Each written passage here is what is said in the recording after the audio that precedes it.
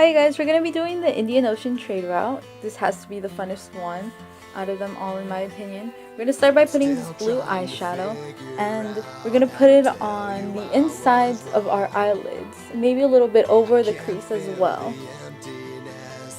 Now we're gonna take this green and we're gonna put it in the inner eyelid as well as the outer eyelid. This is a C route, so that's why we're using some of these shades of green and blue. You're going to take this darker blue eyeshadow, you're going to apply it with your finger onto the middle section of your eye. Make sure it doesn't go past the crease. Next you're going to take that same green eyeshadow and you're going to apply it on the bottom inner eyelid.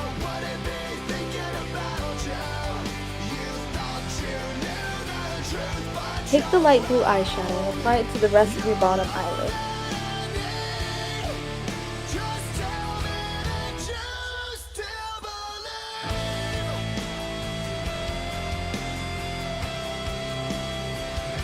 Now take the retractable eyeliner and put it on the top and bottom of your eye.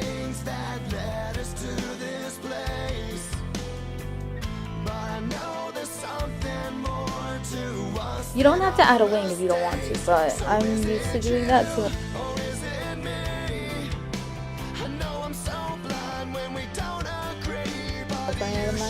Now you're going to put on fake eyelashes, so apply some glue onto your eyelashes and you're going to put them on. The glue will dry clear, so it's okay if you make any sort of mistake. Now you're going to put on some mascara on your top and bottom eyelashes.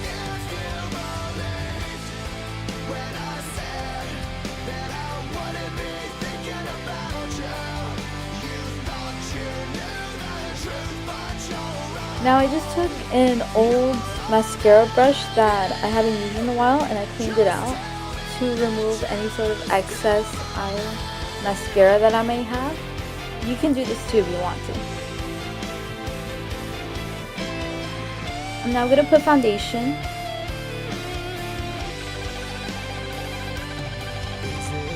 I'm going to apply it to all of my face.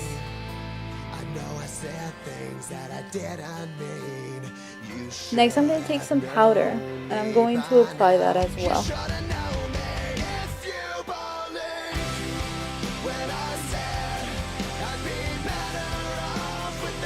Now I'm going to take that same retractable eyeliner. I'm going to start by making a circle. This is going to serve as a base for the compass because guess what was traded along this trade route? You guessed it, a compass from China. Now you're going to take some black eyeshadow and you're going to start putting that eyeshadow around that line that you drew. This will help to sort of correct some of the imperfections that you may have drawn. You're going to make a smaller circle inside of your compass. And then you're going to start making 4 points. This is going to be for the 4 cardinal points. You're going to start adding some more detail inside. So you're going to make a smaller, medium-sized circle within the big circle. You're going to start by making these lines that go out as shown on the video.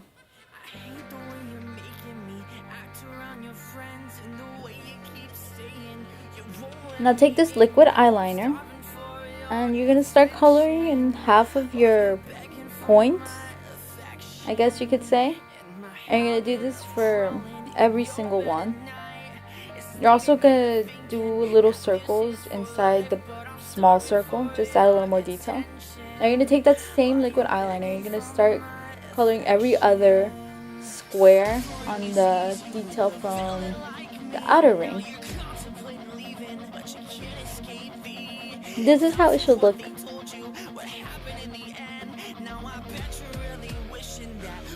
Now take a brown, goldish eyeshadow and you're going to apply it on to your compass as shown in the video.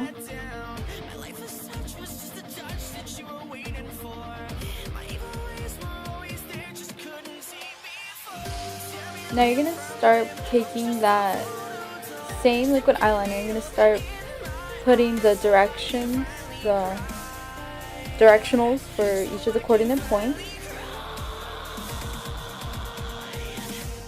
Take this lip gloss and put it on your lips. This is going to serve as a base so that the eyeshadow will stick onto your lips. Because another thing that was traded along the Indian Ocean was precious stones.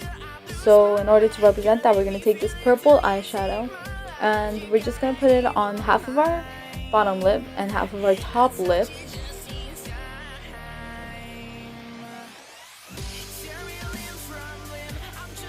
Next, we're going to take this sort of pinkish eyeshadow and we're going to put it on the rest of our lip.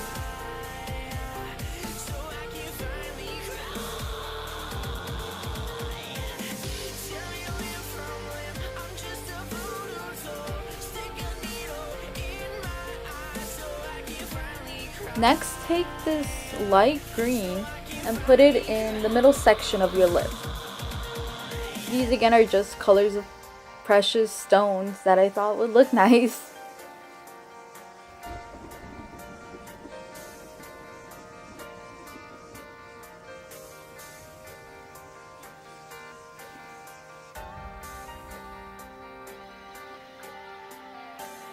Next, you're going to take some of that liquid foundation and you're going to apply it onto your neck.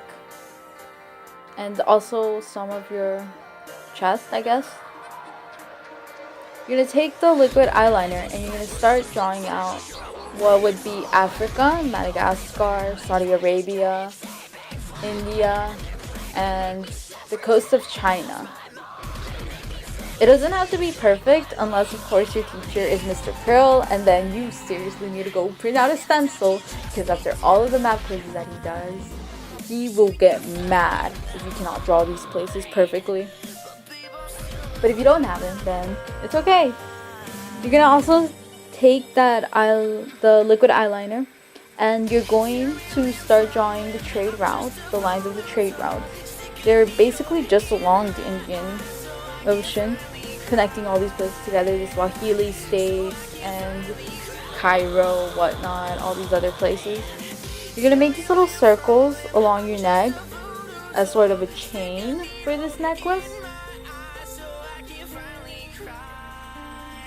Now you're gonna take this blue and you're gonna put this eyeshadow inside the necklace. It's just gonna give it more color and sort of differentiate it from the rest of your neck.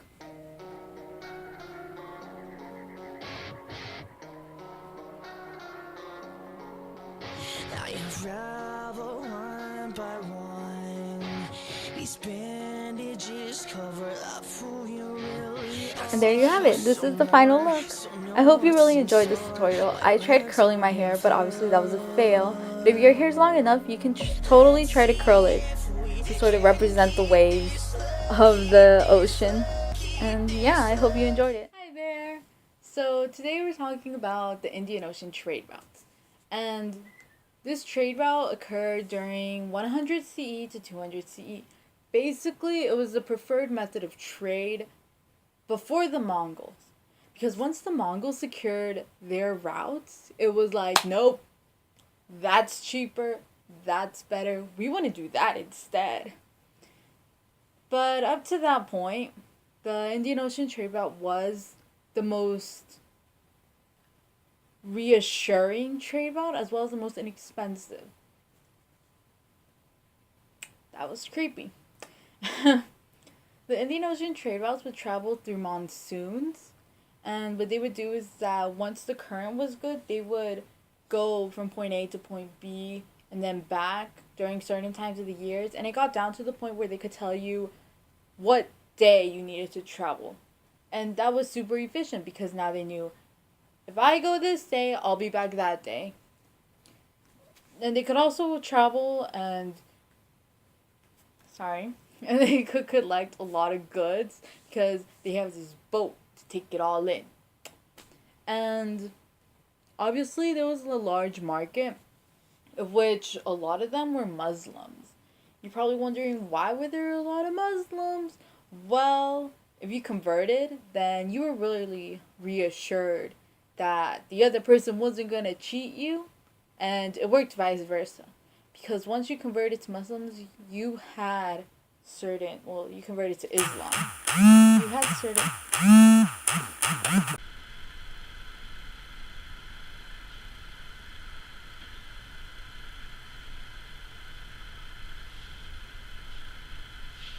So it turns out that light flickered because the power has gone out in different parts and it didn't here, so yay! So, back to what we were talking about.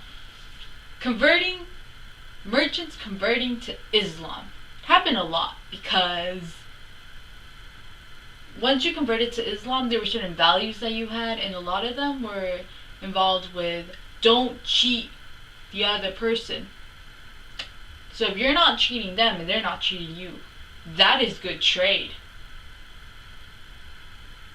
So that's why a lot of them converted, and this trade route was really indispensable for a lot of states, especially the Swahili states, because the Swahili states were born from this, you know? Swahili was the mixture between the Bantu and the Arabic, and without those two trading, there is no Swahili states. So there was a lot of cities that were connected along this trade route, and that included the Swahili coast states, the Islamic caliphates, India, Southeast Asia, but not Europe. So an important person from the Indian Ocean trade route was Zhao Ruga, and I'm sorry for totally mispronouncing that, but yeah, I can't pronounce it. And he was a Chinese inspector that was sent out to go to these Arab communities, and he would bring back his findings. He would write them down, and it's very interesting to see how the Chinese approach the Arabs, because it's just really interesting in general, but mainly since the Arabs were Muslims and they followed Muhammad's leadership, the Chinese would see that as Muhammad being a Buddha that was just given a different name. He gives a superstitious explanation that Muhammad's tomb was this place with such a brilliant radiance that no one can approach it. He who does is blinded. Whoever in the hour of his death rubs his breast with dirt taken from the tomb will, so they say, be restored to life again by the power of the Buddha. And obviously Buddha is Muhammad. Since Zhao is in a Arab community, that community is actually in Africa. And he gives an explanation earlier on, and this is all happening on page 22 of the Andrea Volume 1 book. And in that explanation, he, well, not really an explanation, but in the list of, when he's talking about Africa, showing that Africa is a very involved place, because he talks about how the products of this country consist of pearls, ivory, rhinoceros horns, frankincense, ambergris, and ambergris is a waxy substance that sperm whales expel and which is added to perfume, cloves, nutmegs, benzoin, and benzoin is a tree resin used for medicine and perfume. Aloes, a laxative drug processed from the juice of African aloe plants. Myrrh, which is an aromatic resin that is used for perfume and incense and also as a mild narcotic. Also, dragon's blood, and dragon blood is another aromatic tree resin. Borax, opaque and transparent glass. Coral, cat's eyes, which is a semi-precious gem. Gardenia plants, rosewater, nutgalls, which is tree burrows or knots formed by parasites. They are highly prized by wood carvers because of their interesting shapes. Yellow wax, soft gold brocades, camel's hair cloth, and foreign satins.